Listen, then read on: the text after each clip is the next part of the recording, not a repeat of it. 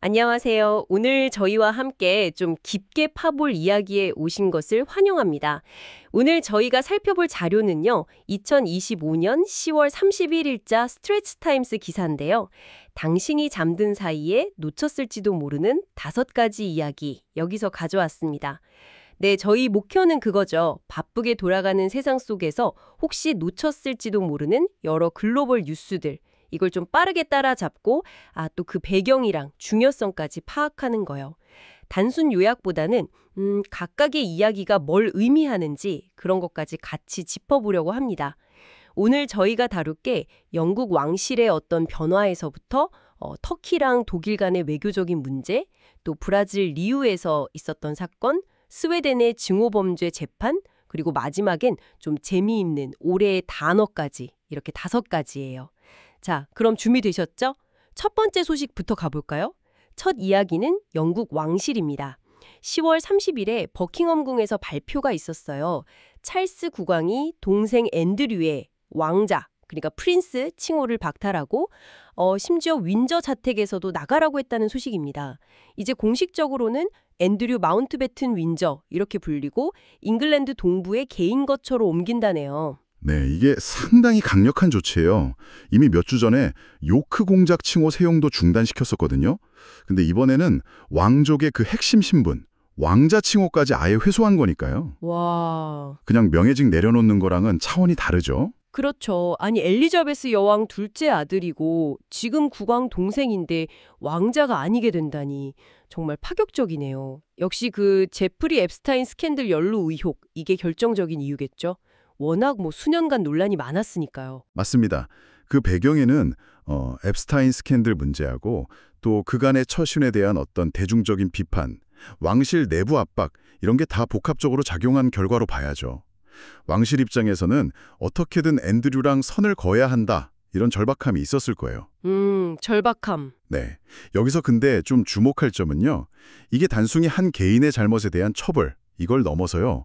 현대 군주제가 살아남기 위해서 어떤 선택을 하는가 이걸 보여주는 사례라는 거죠. 아, 생존을 위한 선택이라.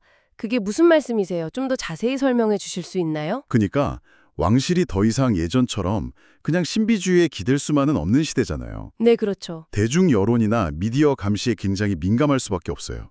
근데 앤드류 문제는 왕실 전체 이미지, 신뢰도에 큰 타격을 줬거든요. 그렇죠. 타격이 컸죠. 그래서 이 왕자라는 상징적인 칭호까지 박탈하면서 우리 왕실은 문제인물과는 단호하게 헤어지고 도덕적 기준을 바로 세우겠다. 이런 메시지를 안팎으로 확실하게 보여준 셈이죠. 아하. 이건 뭐랄까, 찰스 국왕 체제의 왕실이 앞으로 어떻게 운영될지 보여주는 하나의 시금석, 이렇게도 볼 수 있어요.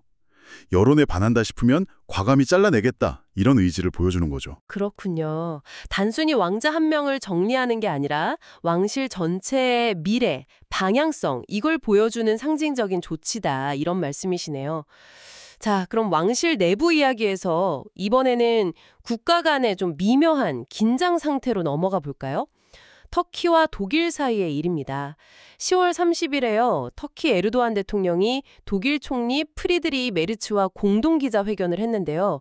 여기서 상당히 날선 발언을 했어요. 독일이 가자 지구에서 벌어지는 이스라엘 행동을 두고 집단 학살, 제노사이드라고까지 하면서 독일이 이걸 외면하고 있다. 이렇게 강하게 비판을 한 겁니다. 아니 나토 동맹국 정상들끼리 그것도 공동 기자회견장에서 이 정도 비판이면 굉장히 이례적인 것 같은데요. 네, 외교적으로는 정말 민감하고 상당히 직설적인 발언이었죠. 특히 집단 학살이라는 단어 선택은 이게 국제법적으로도 아주 심각한 의미를 가지잖아요. 그렇죠. 그러니까 에르도안 대통령이 의도적으로 굉장히 강한 메시지를 던졌다. 이렇게 봐야 합니다. 당연히 메르치 총리는 바로 반박했고요. 2023년 10월 7일 하마스 공격 이후 독일은 일관되게 이스라엘의 자유권을 지지해왔다. 이 입장을 다시 확인한 거죠. 이스라엘 팔레스타인 분쟁을 두고 양국 입장이 이렇게나 다르다는 게 확 드러난 거군요. 근데 특히 메르츠 총리가 취임하고 처음 터키 방문한 자리였다면서요. 첫 만남부터 분위기가 좀 그랬겠는데요. 그렇죠. 첫 공식 방문에서 이런 공개적인 설전이 벌어졌다는 건 양국 관계의 현재 상태 그리고 이 문제에 대한 유럽과 중동 국가들 간의 어떤 깊은 시각차 이걸 그냥 딱 보여주는 거죠. 여기서 중요한 건 뭐 어느 쪽 주장이 맞다 틀리다 이걸 따지는 게 아니고요. 네. 이 사건이 우리한테 뭘 시사하는지 그걸 읽는 게 중요해요. 역사적으로 오랫동안 동맹 관계였던 국가들조차도 특정 지정학적 갈등 앞에선 얼마나 다른 국가적 이해관계나 뭐 국내 정치적 입장을 가질 수 있는지 이걸 보여주는 거거든요. 국가적 이해관계, 국내 정치적 입장이라. 그럼 에르도안 대통령 발언 배경에는 그런 복잡한 계산이 깔려있다 이렇게 보시는 건가요? 네, 그렇게 볼 수 있죠. 에르도안 대통령은 국내적으로는 좀 강한 지도자 이미지를 만들고 또 이슬람 세계 안에서 터키의 영향력을 키우려는 그런 외교 정책을 펴왔잖아요. 네, 그렇죠. 팔레스타인 문제에 대해서 강경한 입장을 보이는 게 이런 전략과 관계가 없다고 할 수 없죠. 반면에 독일은 또 역사적인 책임감 문제나 이스라엘과의 특별한 관계 이런 걸 고려해서 다른 입장을 취하고 있는 거고요. 아하. 이렇게 외교적 발언 하나하나에 각국의 복잡한 속사정과 전략이 담겨 있는 겁니다. 동맹이라는 틀 안에서도 각자 다른 길을 가려는 움직임이 어떻게 나타나는지 이런 걸 좀 주목해 볼 필요가 있습니다. 그렇군요. 동맹 관계의 이면을 좀 들여다봐야겠네요. 자, 그럼 이번에는 분위기가 훨씬 더 무거운 이야기로 넘어가 보겠습니다. 브라질 리우데자네이루 소식인데요. 정말 가슴 아픈 사건입니다. 10월 30일에 리우의 한 영화실 앞에 가족들이 길게 줄을 서서 기다리고 있었다고 해요. 바로 이틀 전 10월 28일에 있었던 경찰의 대규모 급습 작전에서 사망한 가족 시신을 확인하려고 모인 거였죠. 당국 발표로는 이 작전으로 경찰관 4명 포함해서 무려 121명 이상이 사망했다고 합니다. 브라질 역사상 가장 치명적인 경찰 작전 중 하나로 기록될 정도래요. 갱단을 대상으로 한 거였습니다. 파벨라는 뭐 오랫동안 갱단 폭력하고 경찰의 강경 진압 이게 계속 반복되는 그런 악순환의 공간이었죠. 근데 공교롭게도 바로 다음 주에 리우에서 UN COP30 기후협상 관련 국제행사가 열릴 예정이었다면서요. 그래서 일각에서는 이 행사를 앞두고 도시 치안 확보하려고 좀 무리하게 작전 벌인 거 아니냐 이런 의혹도 나오는 것 같아요. 네, 그런 의혹이 나올 수밖에 없는 시점이긴 하죠. 리오주 보안장관 빅토르 산토스는 공식적으로는 이번 작전하고 COP30 행사 사이 연관성은 부인했습니다. 하지만 뭐 대규모 국제 행사를 앞두고 개최 도시 이미지 관리하고 안전 확보하려는 당국의 어떤 압박감 이런 게 작용했을 가능성을 완전히 배제하기는 어렵죠. 여기서 우리가 좀 봐야 할 지점은 이 사건이 단순히 갱단 소탕 작전의 비극 이걸 넘어서서 브라질 사회의 어떤 구조적인 문제들을 아주 압축적으로 보여준다는 겁니다. 구조적인 문제라면 어떤 것들을 말씀하시는 걸까요? 뭐 만성적인 갱단 폭력 문제라든가 극심한 사회경제적 불평등 그리고 여기에 대한 국가의 대응 방식 그러니까 좀 과도한 공권력 사용이나 인권 침해 논란 같은 것들 이게 다 복잡하게 얽혀 있거든요. 네.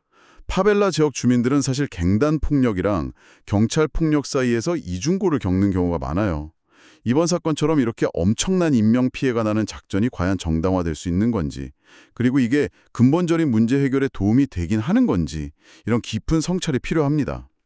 결국 도시 안보와 인권, 사회 정의, 이 사이에서 균형점을 어떻게 찾아야 할 거냐 이런 어려운 질문을 던지는 사건이죠. 아, 듣고 보니 정말 복잡하고 어려운 문제네요. 다음 소식으로 넘어가 보겠습니다. 이번에는 유럽, 스웨덴으로 가볼게요. 10월 30일 스웨덴에서 남성 4명이 증오범죄랑 이민자 폭행 혐의로 재판에 넘겨졌다는 소식입니다. 근데 이 사건이 주목받는 이유가 이 사람들이 액티브 클럽이라는 단체 소속이기 때문이래요. 이게 뭐냐 하면 피트니스 클럽을 통해서 백인 우월주의자들이 결속하는 새로운 경향을 보여준다고 하는데요. 헬스클럽에서 만난 백인 민족주의자들? 좀 생소한데요? 네, 바로 그 점이 이 사건의 핵심이에요. 검찰에 따르면 이 액티브 클럽이라는 게 겉으로는 그냥 같이 운동하고 몸 만드는 피트니스 동호회처럼 보이는데 실제로는 백인 민족주의 이념을 공유하고 퍼뜨리는 그런 느슨한 형태의 네트워크라는 겁니다.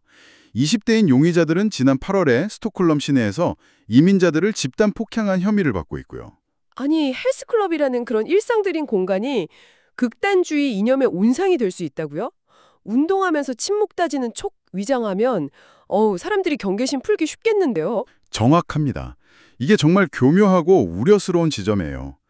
뭐 건강, 자기관리, 남성성 강조 이런 긍정적이거나 중립적으로 보이는 가치를 내세우면서 그 안에 인종차별적이고 폭력적인 이데올로기를 슬쩍 숨기는 전략이죠.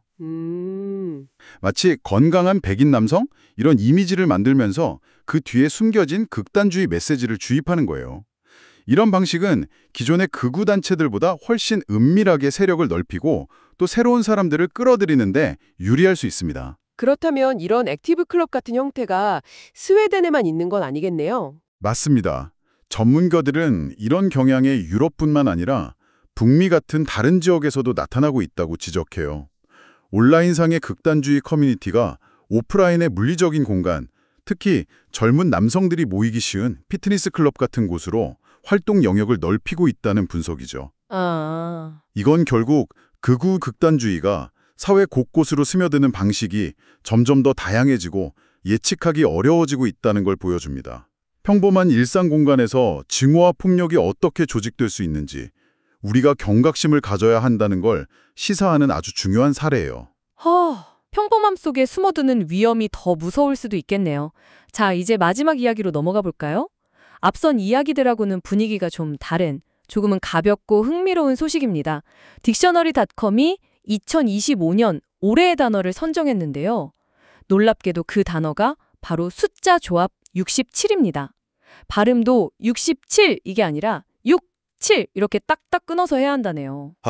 2025년 한 해 동안 10대들 사이에서 소셜미디어를 통해 엄청나게 유행했고 반면에 부모님이나 선생님들은 이게 도대체 뭔 소린가 하고 혼란스러워했다고 합니다. 숫자가 올해의 단어라니 저도 처음 듣고 네, 숫자가요? 이랬어요. 그렇죠. 정말 이례적인 선정입니다. 더 재미있는 건 이 단어를 선정한 딕셔너리닷컴조차 솔직히 우리도 정확한 의미는 잘 모르겠다. 이렇게 인정했다는 거예요. 네, 진짜요. 네, 명확하게 딱 합의된 정의가 없는 상태인 거죠. 의미도 모르는데 올해의 단어라니 와, 정말 신기하네요. 혹시 어디서 유래했는지 알려진 건 있어요?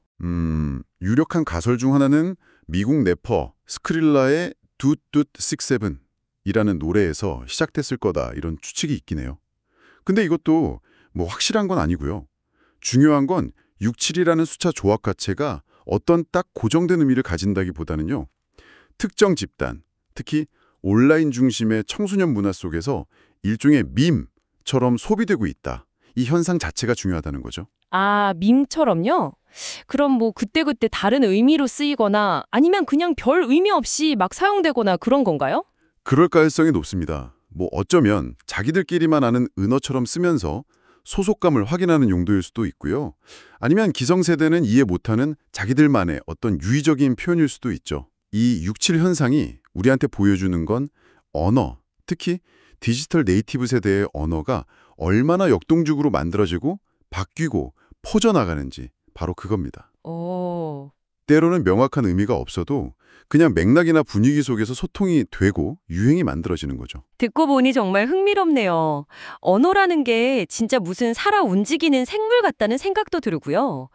특히 요즘처럼 온라인 소통이 활발한 시대에는 더 그렇겠어요. 맞습니다. 이게 바로 디지털 시대의 의미 생성 방식, 그리고 세대 간의 언어 문화 차이를 보여주는 아주 생생한 사례라고 할 수 있어요.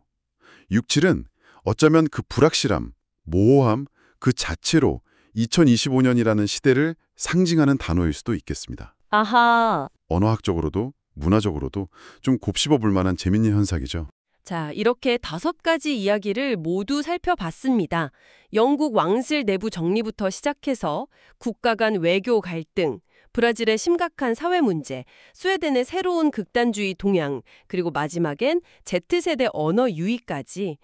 와, 정말 짧은 시간 동안 지구촌 곳곳의 다양한 단면들을 휙 둘러본 것 같네요. 네, 오늘 다룬 이야기들이 다 각기 다른 곳에서 벌어진 별개의 사건처럼 보이지만 조금만 더 깊이 생각해보면 서로 연결되는 지점이나 어떤 공통된 질문들을 발견할 수 있어요. 예를 들면 왕실의 이미지 관리나 정치인의 외교적 발언, 갱단 소탕 작전의 명분과 액티브 클럽의 그 위장된 모습, 심지어 의미를 알 수 없는 유행어까지도요. 네.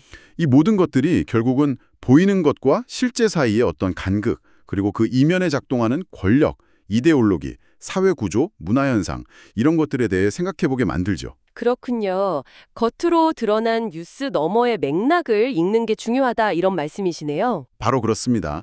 그래서 여러분께 마지막으로 이런 질문을 한번 던져보고 싶습니다. 오늘 살펴본 이 단편적인 뉴스들 속에서 여러분은 혹시 어떤 연결고리나 반복되는 패턴 같은 걸 발견하셨나요? 겉보기에는 전혀 관계없어 보이는 사건들 사이에 혹시 우리가 놓치고 있는 더 큰 흐름은 없을까요? 뉴스를 통해 접하는 정보들을 어떻게 좀 비판적으로 받아들이고 그 의미를 스스로 재구성해 볼 수 있을지 한번 고민해 보는 계기가 되었으면 합니다. 네, 오늘 저희와 함께 이 흥미로운 이야기들을 깊이 파헤쳐 주셔서 감사합니다. 다음번에도 여러분의 지적 호기심을 자극할 만한 알찬 내용으로 다시 돌아오겠습니다.